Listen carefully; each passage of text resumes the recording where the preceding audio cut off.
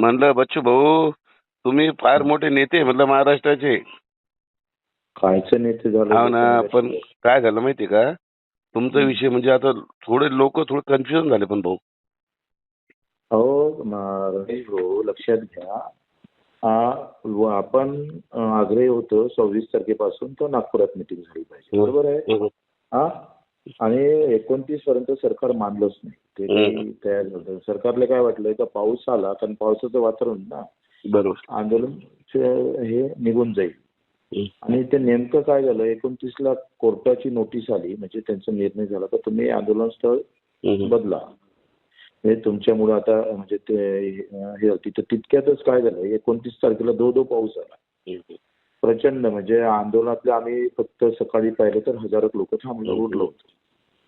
आता आंदोलकच तिथून गेले तर काय करणार, काय तुम्ही सांगा. लोकांचं असं म्हणणं आहे बाबा की म्हणजे त्यांनी यायला पाहिजे होतं आपल्या नागपूरला, म्हणजे तुम्ही जे विमानाने गेलं त्याचं ते आपली ताकद नाही ना दादा. आपलं जरांगे पाटला एवढं मोठं काम आहे ते आपलं, तुम्ही सांगा. तिथे जरांगे पाटलाच्या आंदोलनाले लाखो लोक, आपल्याजवळ 1000 लोक. नाही भरपूर होते भाऊ, तुम्हाला पाठिंबा आहे ना, अख्ख्या महाराष्ट्राचा पाठिंबा होता. महाराष्ट्रात नाही, आंदोलन स्थळी किती होते. हा ते बी महत्वाचं आहे म्हणा. आंदोलन स्थळी सुरुवातीला भरपूर लोक आले, दिवसा मागून दिवस गेल्यावर काही लोक महाराष्ट्रातून आले, गाड्या भाड्यानं करून आले, त्यांच्या गाड्याच्या जाण्याच्या तारखा होत्या, हे लक्षात घ्या तुम्ही.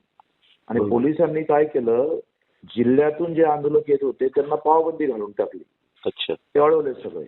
मग आपण तारीख पण लीड घेतली ना भाऊ, इलेक्शन होऊन जाईल त्यावर त्यांचे सगळ्यांचे.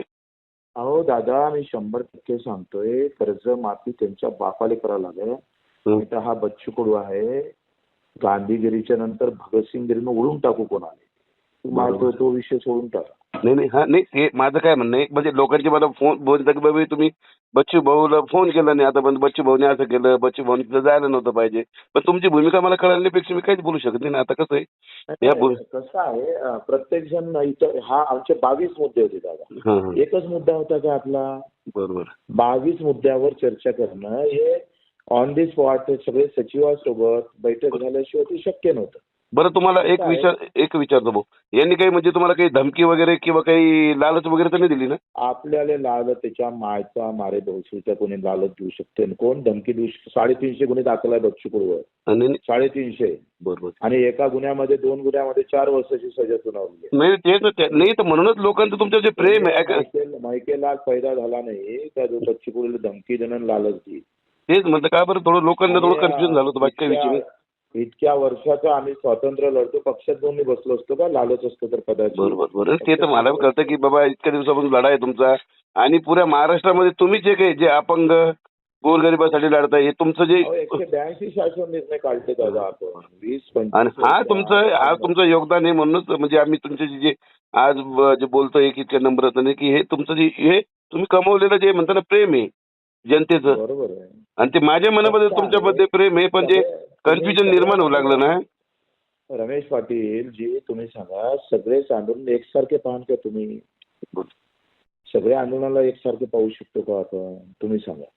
नाही पण तुम्हाला याची भूमिका लवकर स्पष्ट करावं लागेल भाऊ, का बरं माहिती का, लोक नाराज झालेले आहे तुमच्यावर आता या गोष्टीमुळे थोडंसं. नाही, बीजेपीचा सेल काम करून आलं, काही लोक आहे त्यांचे पण त्याच्यातले कारस्थान आता लक्षात येऊन राहिले सगळे, कोण कोण कशा पद्धतीनं. काय झालं, हे आंदोलनातले 2-3 गोष्टी आल्या. एक तर 2-3 संकट आलं. एक काय संकट आलं तर कोर्टाचं संकट आलं, दुसरं पावसाचं मोठं संकट आलं, तिसरं आम्ही पाहतोय गाड्या ज्या आणल्या होत्या कार्यकर्त्याच्या दुरून आलेले त्यांना वापस जायचं होतं, आणि चौथं होतं पोलिसांनी 4 इथून थांबवलं होतं, आम्हाला ब्रेक केलं होतं. 4 संकटात आंदोलन पूर्ण व्यवस्थित बंदोबस्त करून ठेवला होता. दुसरी गोष्ट आम्ही पाहिलं तर आता जर चर्चेला आपण गेलो नाही तर हातचं आंदोलन जाईल.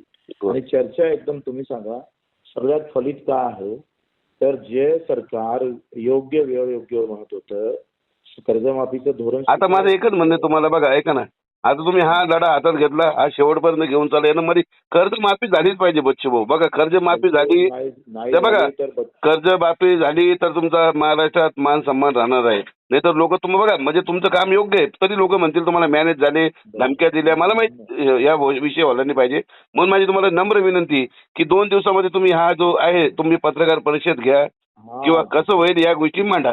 पण लोकांची जी मनाची शंका तुम्ही दूर करावी ही तुम्हाला सांगणे विनंती आहे माझी. हा, तुमचं मत अगदी बरोबर आहे. सगळ्या शंका दूर करू आणि आम्हाला माहित आहे आपण प्रामाणिक आहोत. जर सरकारनं नाही केलं तर एक तर बच्चू नाही दुसऱ्याला नाही नाही, तुम्ही तुमच्या सारख्या लोकांची जरूरत आहे. काय आहे बघा, आज लोकांना जसं जरांगे पाटील मराठा समाजाचं नेतृत्व करतात, सर्व समाजाचं शेतकऱ्यांचं नेतृत्व, तुम्ही सर्वांचं नेतृत्व करतात. त्या प्रकारे असं ज्याची त्याची कामाची पद्धत आहे. बरोबर. आणि मलाही वाटत नाही की तुमच्यासारख्या नेत्याला महाराष्ट्रामध्ये म्हणजे कोणी नाव नाही ठेवलं पाहिजे. तुमचंही मान सन्मान तोच राहिला पाहिजे जो आज माझ्या मनामध्ये जरांगे पाटलाबद्दल आहे. म्हणून मला तुम्हाला की मला 2 दिवसामध्ये हा निर्णय घ्या. तसं लोकांच्या मनातली शंका दूर करा. ठीक. लोकांचं हेच म्हणणं आहे की तुम्ही म्हणजे मॅनेज झाले असं लोकांचं म्हणणं आहे, पण मला वाटत नाही तुम्ही असं करू शकता म्हणून. हा? नाही, असं ओके. एवढा जर घाण आम्ही विचारायचं असतो तर आतापर्यंत राजकारणात कुठच्या कुठे गेलो असतो राव. ठीक आहे, चला. माझी एक विनंती तुम्हाला 2 दिवसात ते करून सांगा तुम्ही. हा, ठीक, ओके. 2 दिवसात 1 मिनिटात फोन करतो वापस तुम्हाला. ओके. ठीक ठीक.